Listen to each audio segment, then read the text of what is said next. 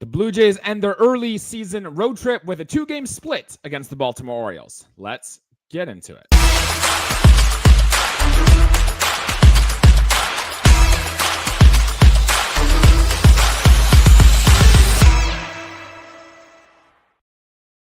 Good afternoon, everybody. It is Monday, April 14th, and welcome to episode 246 of Buds and Blue Jays. It's your place for all things related to the Toronto Blue Jays.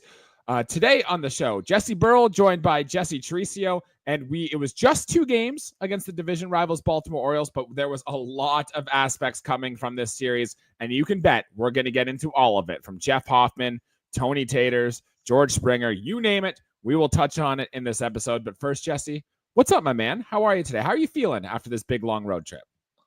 Oh, I'm glad we came away with a 4-2 difference in divisional opponents. Yeah, we lost that Mets series, but I'd rather take the ones in the division, and we took care of that.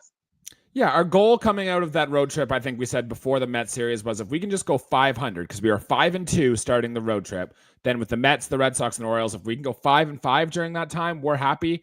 Because of the rain out, we didn't quite play the full 10 games, but 4-5 isn't as good. But I think you and I are both pretty satisfied with the results here. Oh, definitely, especially since we're still first in the division. And that's ultimately what matters. And let's get into just that, of where our Blue Jays stand after this long road trip. 16 games into the season, we have a record of 9-7, and we're still half a game up on those dreaded New York Yankees. Our playoff odds have remained kind of steady, sitting at about 45.8%. The scores of the games in this series: Game 1, we were rained out. Doubleheader will be rescheduled for some point in July. Game 2, 1-run defeat. Baltimore wins this game 5-4, as Bo Bichette just couldn't get that hit with a guy on base. But in Game 3, he was able to do it, getting the tying run across in the 8th, and the Blue Jays were able to win this game 7-6 in 10 innings, thanks to some excellence from our closer, Jeff Hoffman. Jesse, a lot of storylines coming out of this series, and there's a bunch of stuff we got to get to, but I'll turn it to you first. Who is your player of the series? I'm going to give it a kiss to start off, and it's Jeff Hoffman. What can I say? Hoff to the races. Chef kiss. Hoff we go. The Hoffmeister. This guy literally is the best closer. I put tweet and people say my thing is controversial. First closer I could trust since Billy Koch. We've had a bunch. Yes. We've had Casey Jansen, Romano, the one that shall not be named, and a bunch of others. But I literally have not had any faith in a closer since Billy Koch, or even going back to Mike Tomlin and all that. Back in the 92, 93. This is what a closer is supposed to be. Blue Jays fans forget just how dominant Ken Giles was in his time here, but I think that's because there was some bad Toronto Blue Jays team. But I understand the sentiment, Jesse. Romano, for example, you always felt he got the job done, but he always made it an adventure, right?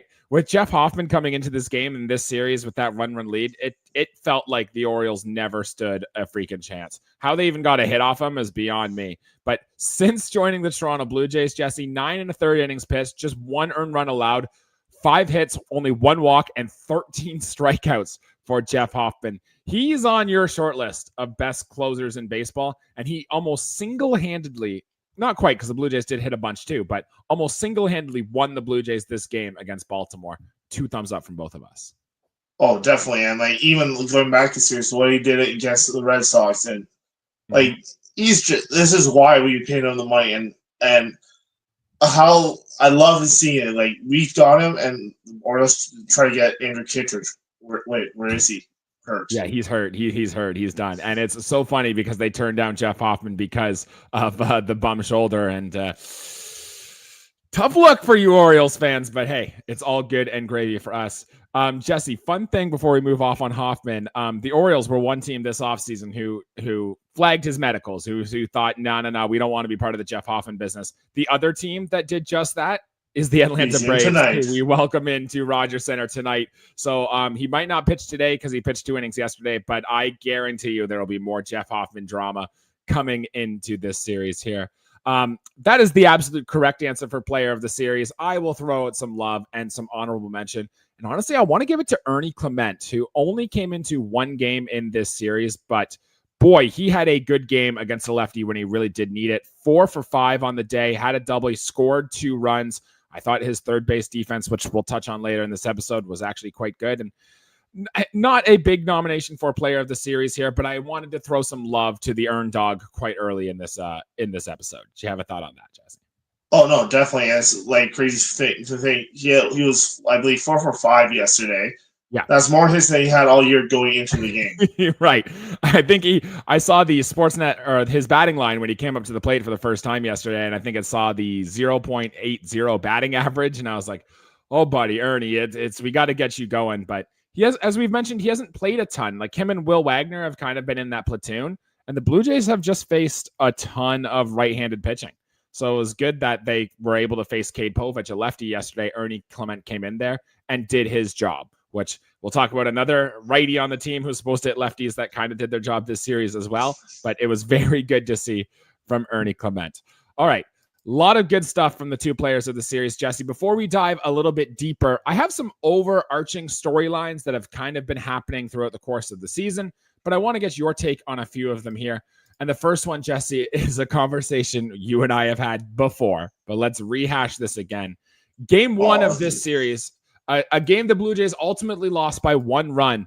We hit into 5 double plays in that series. And I looked it up. Coming into the game yesterday, the Blue Jays had grounded into the 5th most double plays in all of baseball. And in fact, the 5 double plays we hit into in that game is tied for the most that any team across baseball has hit into in one game all season. Jesse, is this a problem for our Toronto Blue Jays with how many double plays we're hitting into? Yes, because we're not. If you look at our team, we shouldn't be. Again, it's still early. We're not even out of the first month and a bit of the season, so give it some time. But it definitely raises some concerns, especially seeing certain players down in the minors who could be in this lineup that will probably want to be hitting into these double plays, and I'll name some of them maybe later. Yeah. So my thought about this is that the Blue Jays have kind of built their offense because they're not getting the home run power that they need. So they're really building their offense by singles and hard hit ground balls and trying to get balls through. But you know what? Sometimes those hard hit ground balls are right at guys, and those are your true tailor-made double plays. The Blue Jays are trying to score runs, and I will say we scored 13 runs in the 2 games this series. So far it is working, so I will give them credit, but it's also like they're trying to string a bunch of singles together, string a bunch of hits. And what'll happen is 2 guys will get hits. That third guy will hit a rocket, but right at the third baseman. And now you've hit into a double play. And now you score no runs in that inning. And now it feels even more deflating. Like, this is why you kind of need that hit in the air, that pull side power that we were kind of hoping we can see a little bit more as the season goes on, because it can avoid these double plays. And even if it is still an out, a deep fly ball out, 1, you have a chance to move the runners over, and 2, it's not going to be that instant rally killer that can give the other team some momentum. I'm pretty sure we saw the Orioles put up a few crooked numbers after they turned some double plays to get out of innings in game 1 of this series. So it is something I would like to see a little bit better going forward. Oh, definitely. And yes, the deep fly balls could move the runs unless you leave early from the base, but yeah, so I wanted to touch about that too. So we're talking about the steep fly ball from Anthony Santander in game 1, and Vlad was considered out leaving first base. I saw some camera footage, Jesse. I don't know. I think he left on time. It was so close. It was bang bang. The fact that Blue Jays definitely didn't challenge it kind of left a sour taste, but I don't know. I want to give Vlad credit. I thought it was heads up. Oh no, I definitely I give him credit, but obviously, has Schneider came out saying that there wasn't enough good footage, it'd be too hard to tell. Which is fair. But the thing I didn't like about it wasn't even a player involved. It's an umpire yet again. Why was it when they appealed, and why was it the home plate umpire making that call? Mm-hmm. You're the furthest away, and you automatically call them out. Ask someone That's what I didn't like about it. Mm-hmm. And that's been our biggest gripe with umpires. God, all season, all half decade. It's just because don't be afraid to ask for help. I understand you all have egos and stuff, and it's very important. You're supposed to be at the highest level, but that's why you have a team. That's why there's 4 of you. If you aren't sure, get it together. In hockey, they do this all the time. They talk to the other refs to try to get the call right. And at the end of the day, just get the damn call right. We didn't come here to see you, Mr. Umpire, as we saw in the Red Sox series, which cost us the game there. We just want to see them get the call right. And I think we're going to see more of that going forward. And this is another reason why, going back to the Red Sox series, why a lot of people are talking about the ABS will fix it, because look what happened in the Jason Nash series. That's true. It's very true. All right, so let's pay attention to that going forward, and I hope for some less double play balls in this series against Atlanta. But another overarching burning question I've had, Jesse, is we could actually start talking a little bit about the Blue Jays defense. And for the first time, I don't think I'm saying this in a positive light, because the Blue Jays did make a bunch of errors. Remember at the end of the Boston series, the one game that we did end was like on an Andres Jimenez kind of bobble in the game end. And then we get into Baltimore here. Vlad is dropping some balls at first base that he normally does catch. That was rough to see. We had a few. I know in game 2, Anthony Santander, not known for his defense, I will give him credit, but took quite a bad route to a ball that had an 86% catch probability that ended up falling. Gunnar Henderson runs around the bases for a triple. There were a few others. Will Wagner had a couple shady throws from third base. There were a few others there, which all led to some run scorings for the Baltimore Orioles and put the Blue Jays in a tough spot. Jesse, I know this team is built on defense, so it's a tough question to ask, but on a scale of 1 to 10, how concerned are you about what you saw from the defense in this series?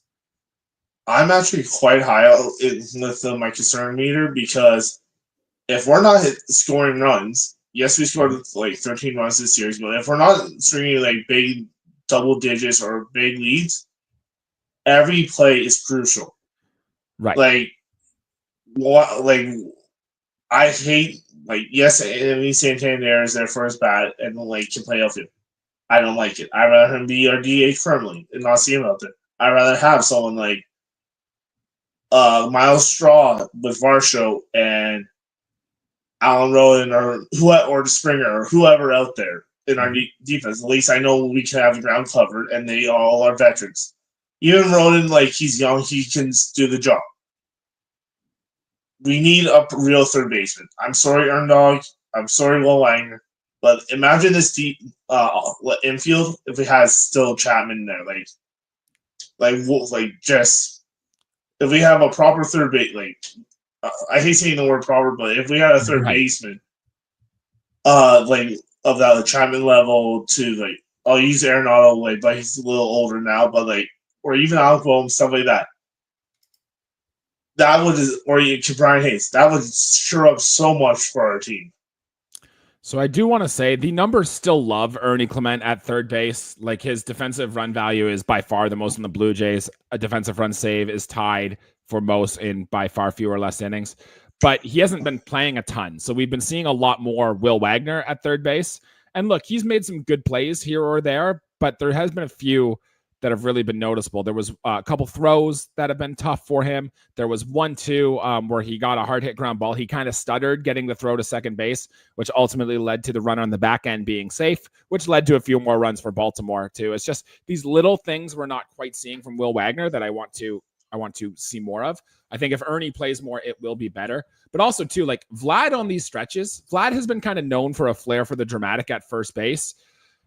There was one hard hit to Bo, who, by the way, has played excellent shortstop defense this year, made a very quick stab, threw it to first. A play that hit Vlad on, it was a bit low, yes, but it hit him on the heel of the glove, a play he's got to make. And the fact that came down and fell out, Baltimore ties the game right after that.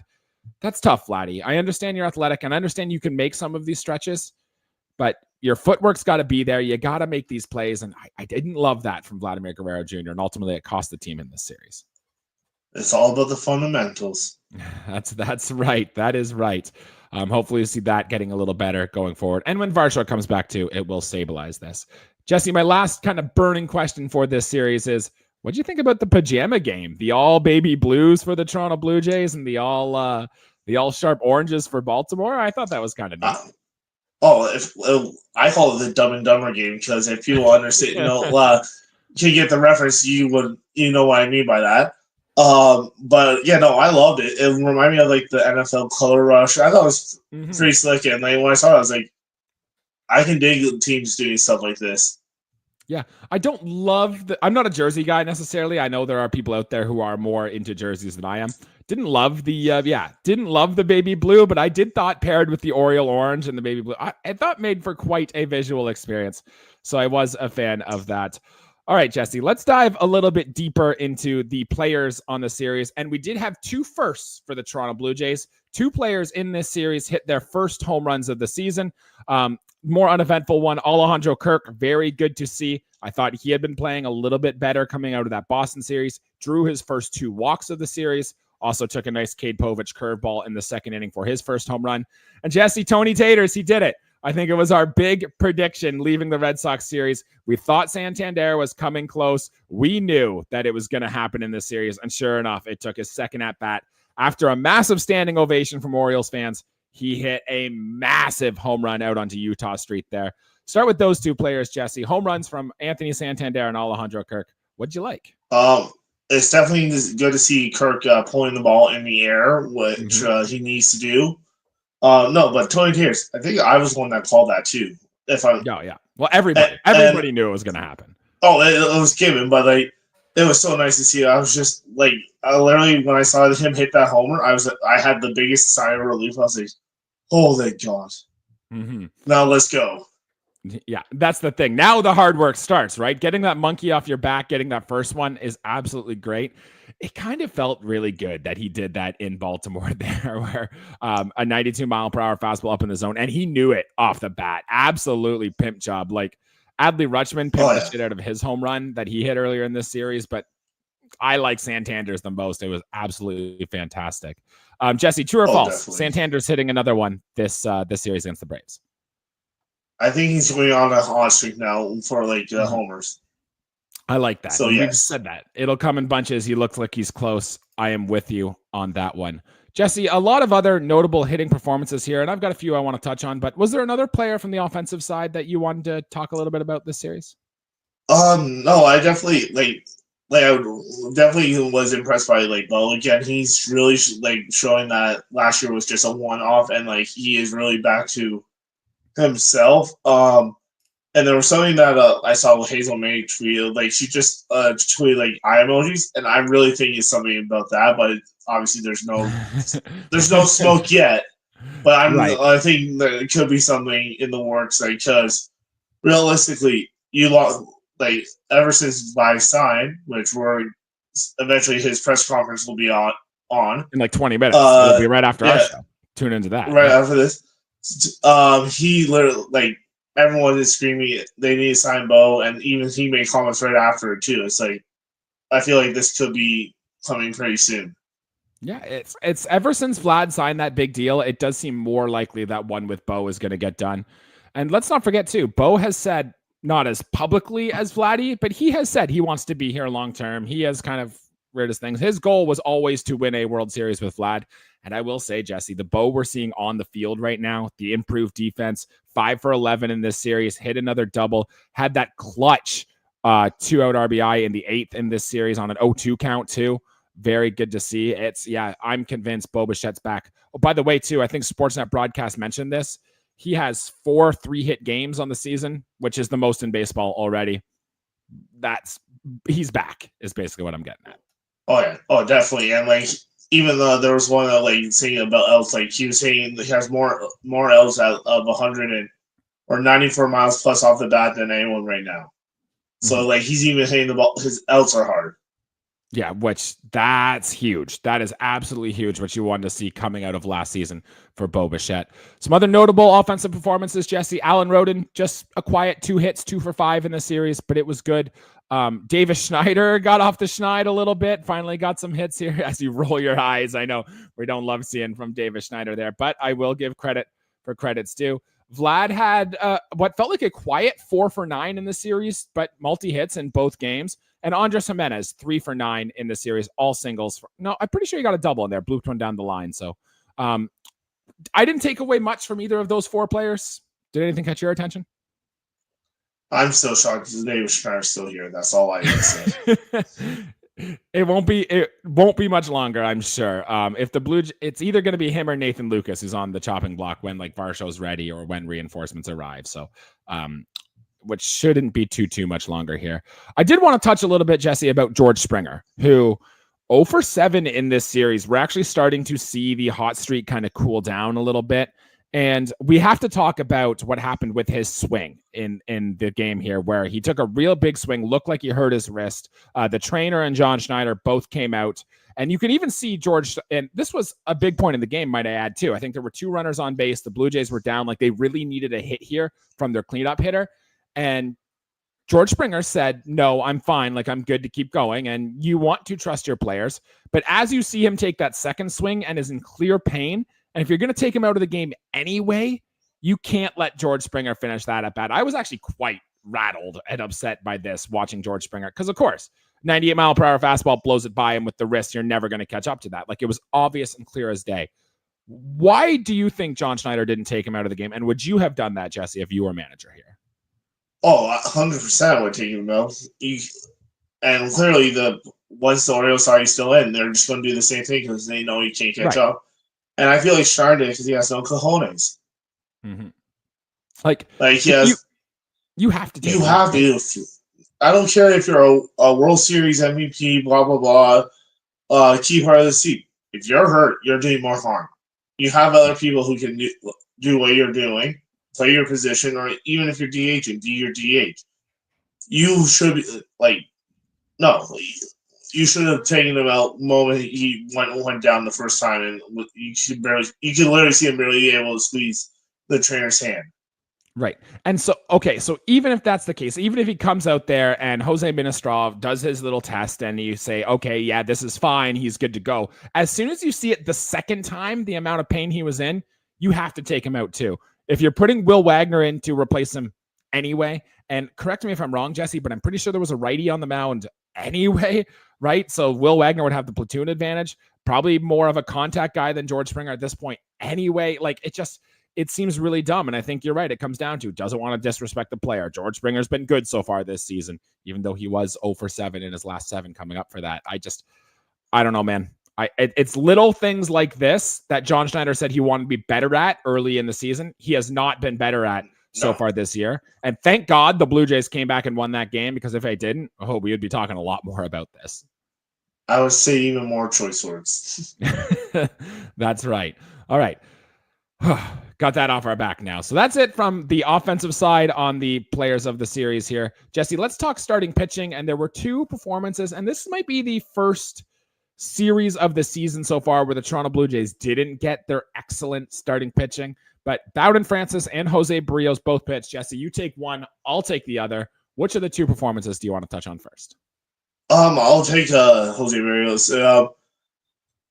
Second time against the Orioles, definitely was better than the opening day that we had to witness. Yes, it was. He definitely, they were saying his velocity was down, could be because of the weather. Like, this time of year, there's a lot of issues when it comes to playing in the cold where your velocity it was like a down. 10 degrees Celsius there. It was warmer in Baltimore than both New York and Boston. So, but okay. Yeah, that's true. It was definitely warmer there, but still compared to when you're used to playing with 15 to 20 or 20 degree weather, like when you're in spring and in the later parts of the season where you can grip the ball better with the winds and all that. His off-speed pitches actually looked pretty good in my opinion from what I saw. I was he was getting the strikeouts. A couple errors cost him some runs. Yes. But yeah, I thought Barrios looked good, and I like the bounce back he had compared to what he did on opening day against the St. Orioles. Yeah, so it'll go down as the second worst start of the season. Both now have come against Baltimore. It could just be a thing. Maybe Baltimore has something on Jose Barrios. I will say, look, the Ryan Mountcastle home run, I mean, and you can just chalk that up every series the Blue Jays play against the Orioles that Ryan Mountcastle is going to hit a home run. But it was a slurve low in the zone, probably a good 6 inches low in the zone, and he still got barreled to it. It makes me think they kind of knew what was coming from Jose Barrios. And I will say too, Jesse, this was a big thing last year with Jose Barrios' starts, that even the times when he didn't look so good, the Blue Jays still found a way to win those games. And take away opening day where the Blue Jays lost, we have now won every other Jose Barrios start. 3-1 in this 4 games he started this series. So even though the season numbers, 5.16 ERA with a FIP that's even worse than that, don't look good, the Blue Jays are still finding ways to win these games. A win's a win. I will have to give them credit for that. Bowden Francis, on the other hand, the overall line is going to look tough. It's going to look like 5 2/3, 4 hits, 5 earned runs, 2 walks, 5 Ks. You talk about the defense struggling for Jose Barrios. It happened with Bowden Francis here as well. Even worse. I missed actually the first 3 to 4 innings of this game because I was out on my bike. But when I came back, I had saw a message from you that said, yeah, Bowden Francis, 9 up, 9 down. He looks dealing. Turns out the record was 13 up, 13 down before allowing a hit and then giving up a home run. Allowing a base runner, then giving up a home run. And the home run issue kind of seems to be a bit of the problem for Bowden Francis. And they've been happening late in games where he'll be cruising on a roll and then just misses his location just a bit, or maybe the stuff kind of fatigues on him just a little bit and he's given up a home run. In this game, the home runs weren't solo home runs. They were multi-run home runs, which because of the errors behind him, which ultimately led to the bad start. But I think it's going to be more of the same. If the home runs he gives up are of the solo variety, then the Blue Jays are going to have a real good shot of winning these games. And if there are guys on base because of either walks or bad defense, the Blue Jays are going to lose those games. It's plain and simple. And that's what happened here. So I think, though, Bowden did pitch better than the line indicated. Oh, definitely. Like, literally, it really should not say 5 runs for him. It should be made like 2 to 3, depending on like how you put it. But no, he looked great. Like, was typical stuff, and like literally, they were even saying in the broadcast, despite how every first hit he gives up has been a home run lately. Yeah, and that's really what it feels like. I'd love to do some research, and maybe I will for my next article. I'll dive into the home runs that Bowden Francis has been giving up, but it doesn't seem like anyone's able to string 2-3 hits together against Bowden Francis. That it's either home runs or nothing against him, which is quite interesting. It's Marco Estrada-esque for me from Bowden Francis, and Marco had great seasons with the Toronto Blue Jays. So that is very good. All right, Jesse, the bullpen. We've talked about Jeff Hoffman, who is very clearly the star of our bullpen here. But was there anything else from this pen that caught your attention here? I'll let you go first before I give mine. Firstly, Josh Hader, don't give me a heart attack ever again and playing Jacob Barnes up for extra innings like that. So you can stop that. Can we talk about that for a minute? When the game was close late and we see Jacob freaking Barnes warming up in the bullpen, I was like, are we trying? I understand he hasn't pitched in a while, but it's like, holy crap, buddy. I had a heart attack too watching that. Thank God I think let Hoffman come in for the second inning, but man. Oh, fuck. I thought I was going to shit myself at work when I saw that. I was like, oh, God. And good thing I make diapers out of my work, but still, that would have been terrifying. Mm-hmm. But thank God he didn't have to come in. But no, Jimmy Garcia, Jimmy Heaters. What can I say more? Guy's a stud. Absolutely fantastic. He helped save Hoffman got the win and and all that. But without Jimmy, I would even give us 8th inning save for Jimmy Garcia to save us from losing that game. Yeah, when we needed to, because the Blue Jays in that game we won, we came back. We were down by 3 late in the game. You only do that if you get stud performances out of your bullpen. Jimmy Garcia, 3 batters faced, struck out 2 of them, got the 3rd guy out relatively easy too, and it looked clean and easy for Jimmy Garcia. Guy is good. Jimmy Garcia is just plain good, plain and simple. Jimmy Heaters. And thanks for Class A too, Mariners. Yes, exactly, which we'll get to in our prospects notes a little later in this episode, but absolutely fantastic, Jimmy Garcia. He's probably on the short list of pure just best middle relievers in all of baseball that nobody's talking about is Jimmy Garcia, and that is phenomenal from him. Oh, it definitely is. Just having that 1-2 punch of him and Hoffman is just so nice. Mm-hmm. I do want to throw some love out here to Mason Fluharty, who did get into both games in this series. His overall line, 2 innings pitched. He did walk 1, struck out 2, but didn't give up a hit. I will say now that he looks like he's getting kind of settled in a little bit, he's being part of that bullpen. He's being part of that routine. Mason Fluharty does look a little bit more comfortable, I suppose, on the pitcher's mound. So it'll be good to see him going forward. I want to throw him some love. And okay, so Nick Sandlin. I wanted to touch in a little bit on him too, because the last time we saw him in the Boston series, he had hit 2 guys, ultimately came up and gave up the run. The defense was quite bad behind Nick Sandlin here as well in this series. He did give up a double, but ultimately was able to get the job done. I thought too, his ERA is going to be a little bit spiked after this, but honestly, I'm starting to warm up now to Nick Sandlin. I think he's going to pitch a lot. I actually think he might be quite better than maybe we thought he was. So shout out to him. And then the other guys, Chad Green faced 3 batters, gave him a hit, got out of it. Yario Rodriguez faced 2 batters, no damage. Brandon Little came in, faced 2 batters, no damage. So anything else on the rest of those guys in the pen? No, definitely. And again, like Nick Sandlin, I definitely feel like he's going to be that I'll say Adam Simmer as a couple of years ago, where like he pitched in like 80 games and like does his job and like just that one like get us that leverage that right before we get to our big dogs in the back end. Fangraphs just had a nice article about Nick Sandlin. Well, it was about a lot of stuff, but Nick Sandlin was in there, and because he comes from that weird low arm slot, which makes his slider move really good. But normally from that arm slot, you see the sinker slider type pitcher that we've seen a lot in the past. Because he can throw that 4-seamer, I think the batters think it's going to sink, and it never does. And that's how you can miss barrels. So as long as he's controlling the pitches, I think Nick Sandlin's going to be quite good there as well. We're running short on time here, as I got to get to the Dome tonight to go to the game here. So we're going to jump right to our prospect series and cut this episode a little short. But Jesse, down on the farm, I know you're the prospect guy. I know you've been paying attention to what's been happening down there, but I have a few notes here. Addison Barger, your boy, my boy, we're Barger boys. 2 more home runs over the course of this weekend. Now has 5 hits, 110 miles per hour or harder. I think his 115 mile per hour hit is still the hardest hit ball in all of AAA so far this year.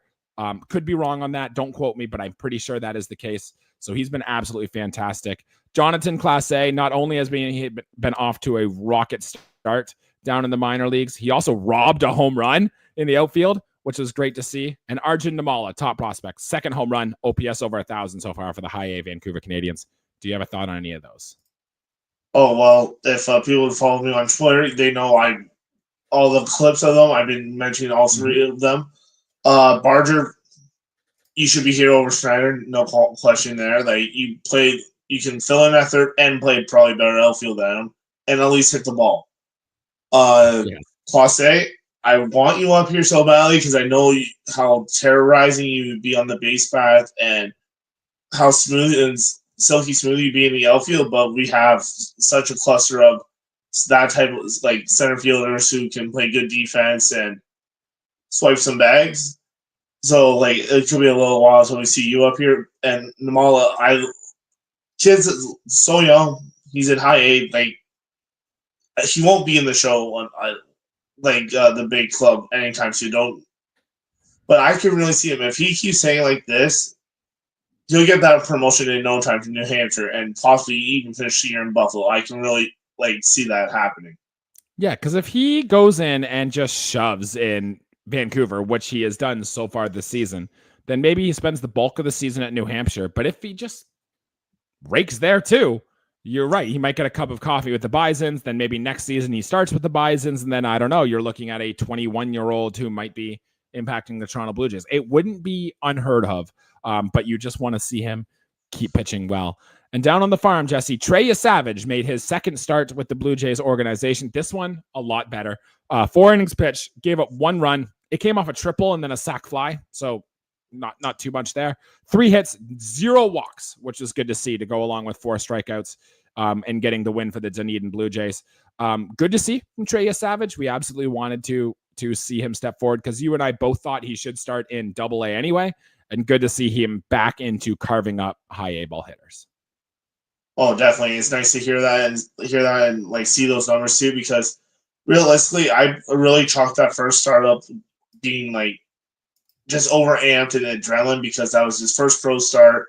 He wants to make an impact and show them why they drafted him where they did and prove all the other teams wrong. I'm just happy he settled down and figured it out for his next start and looks like the guy we drafted out of East Carolina. All right, that's all I got for the prospect notes. If you have any prospects listening at home that you want to touch on, let us know, and we will get into that. But Jesse, big series back at home now for the Toronto Blue Jays as we welcome in the Atlanta Braves for the 4-11 Atlanta Braves, might I add. I don't think any of us saw that coming. I think our goal going into this series is we know they're starting to get healthy. We will see Spencer Strider for Atlanta in this series making his season debut. So that's a tough break for our Toronto Blue Jays. But just don't let them get hot in your building. Let them stay cool. Let them heat up when they get out of Rogers Center. But that should be the main goal for the Blue Jays. What do you think about this series? Do you have a prediction, player to click, et cetera, et cetera? I really feel like my player to click will probably be Vladdy because, like, first series back after his payday, just feels like he's saving for the moment right there. But if it isn't him, I really feel like we're going to really see Ernie Clement turn back to the guy we saw last year. We're stringing those hits and playing solid defense. But yeah, like I definitely think I don't want to use my typical call out saying how sweep it is, but I feel like we can take 2 or 3 and possibly sweep it. But knowing that you got Schlumach and Strider back to back, that's going to be a tough 2 games right there. But I feel like we can take 2 or 3. And then Seattle after that has Logan Gilbert and Luis Castillo. So we've got some tough pitching at the Dome this homestand, which means we need to tee off on Grant Holmes tonight.